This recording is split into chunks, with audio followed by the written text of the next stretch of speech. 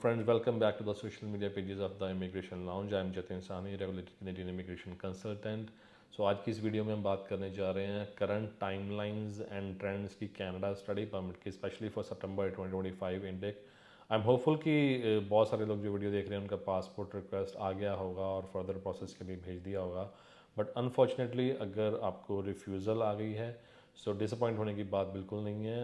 आपको ज़रूरत है कि केयरफुली असेस करने के रिफ्यूज़ल रीजंस की, और रीसबमिशन तो ऑब्वियसली करनी है।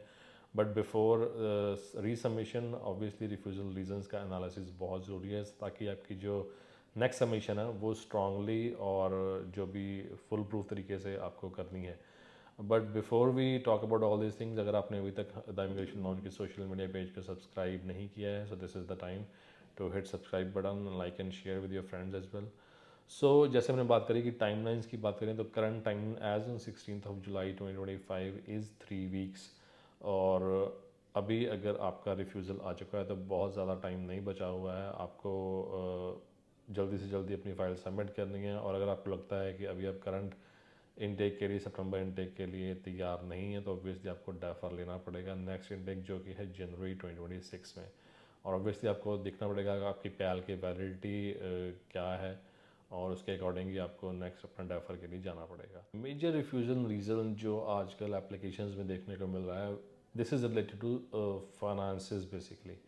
सो कहने का मतलब ये है कि जो वीज़ा ऑफिसर आपको रिमार्क्स डालता है रिफ्यूज़ल लेटर के अंदर, उसमें क्लियरली ये मेंशन किया गया होता है कि I am not satisfied that you have sufficient finances readily available to fully cover your second year tuition and living costs while studying in Canada. Refused under R220 subsection A, R220 subsection B. So refusal अपने आप में ही ये explain कर रहा है कि आपने जो फंड्स शो किए हैं वो obviously second year tuition fee के लिए सफिशेंट नहीं है, और आपकी लिविंग कॉस्ट के लिए भी वो फंड सफिशेंट नहीं है। सो ऐसी सिचुएशन में क्या करना चाहिए आपको? पहले तो आपको ये क्लियरली अंडरस्टैंड करना पड़ेगा कि आखिर R220 सबसेक्शन ए और R220 सबसेक्शन बी कहता क्या है। इसको डाइसेक्ट करने की बहुत ज़रूरत है। यहाँ पे आपको मैं दिखाता हूँ कि जो रेगुलेशन इटसेल्फ वो कहती क्या है। Let's see. आप ये देख रहे हैं कि an officer shall not issue a study permit to a foreign national other than one described in paragraph 2 to 215 unless they have sufficient and available financial resources without working in Canada to subsection A कहता है कि जो pay the tuition fees for the course और programme of studies that they intend to pursue. सबसे पहले इसको understand करते हैं कि जो सबसेक्शन ए ये कहना चाहता है कि अगर आपका सपोज 2 साल का डिप्लोमा आपने लिया है या आप 4 साल की डिग्री में जाना चाहते हैं, तो आप जो फंड शो कर रहे हैं, ऑब्वियसली 1 साल के फंड्स तो आपने ऑलरेडी डिपॉजिट कर दिए हैं, ठीक है।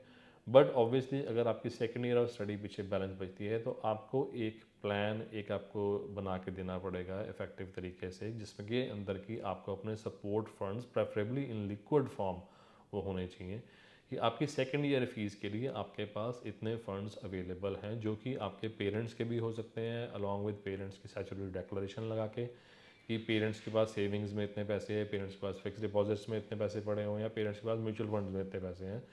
दिस इज़ द वे कि how I will be able to pay my second year of fees. उसके बाद बात करते हैं सबसेक्शन बी की, जिसके अंदर की बात करेगी लिविंग एक्सपेंसेस की, मेंटेनेंस के बारे में। आप ये देख सकते हैं जिसके अंदर लिखा गया है कि to by maintaining themselves and any family members who are accompanying them during their proposed period of study. अगर आप केयरफुली सबसेक्शन बी को देखें तो इसके अंदर पूरे प्रपोज्ड पीरियड ऑफ स्टडी की बात करी गई है, ना कि सिर्फ 1 साल की बात करी गई है।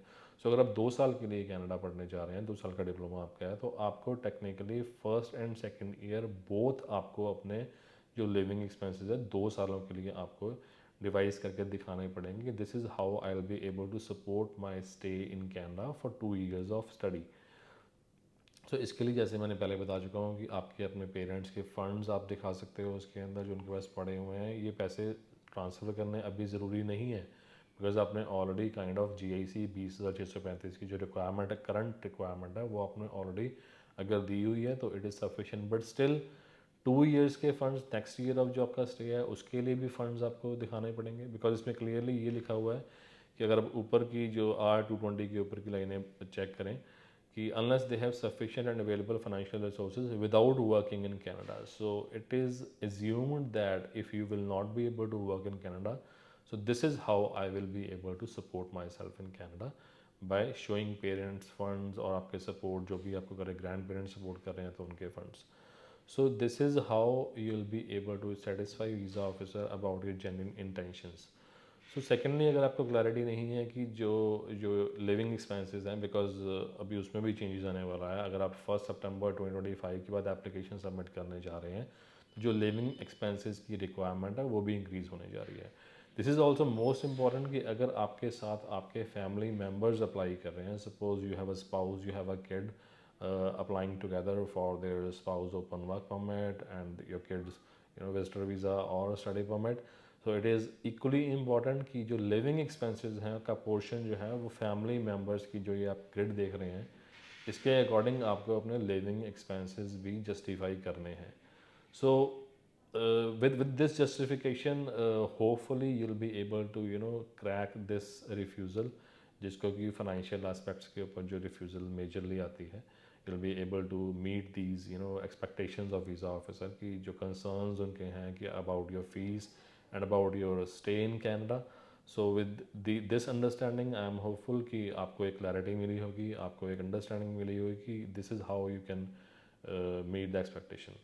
उसके अलावा जो अपकमिंग चेंजेस आने वाले हैं लिविंग एक्सपेंसेस को लेके, लिंक डिस्क्रिप्शन बॉक्स में साथ में ऐड कर दिया है. अगर आपको फ्यूचर एप्लीकेशन आपने करनी है सो आप डेफिनेटली वहाँ से चेक कर सकते हैं कि सितंबर के बाद जो लिविंग एक्सपेंसेस हैं उनके रिक्वायरमेंट्स में क्या चेंजेस आने वाले हैं. सो फॉर नाउ आज के लिए इतना ही.